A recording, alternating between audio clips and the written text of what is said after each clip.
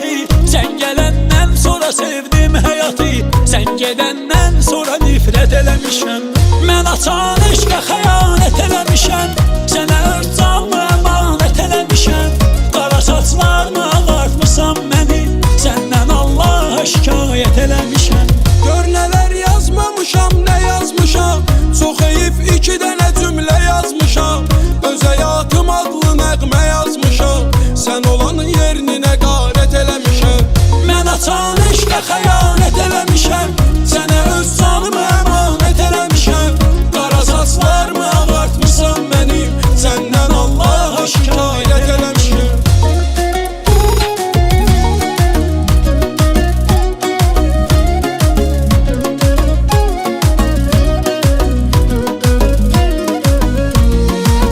Düşüb bu çöllərə azam mənəm.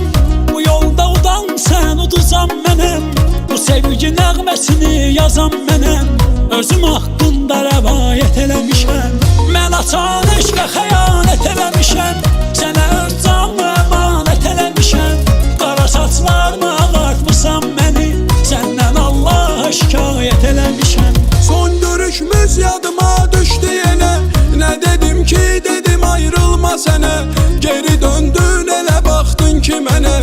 Elə bildim ki cinayət eləmişəm. Elə bildim ki cinayət eləmişəm. Mən açan eşqə xəyanət eləmişəm. Sənə öz canımı əmanət eləmişəm. Qara saçlarımı ağartmısan mənim. Səndən Allaha şikayət eləmişəm.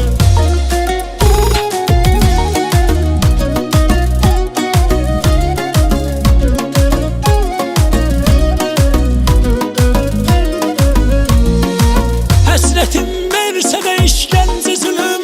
İntizarım məni qoymaz ki ölüm. Olduğun yerdə dayan gəlmə gülüm. Daha sənsizliyə adət eləmişəm. Mən açan eşqə xəyanət eləmişəm.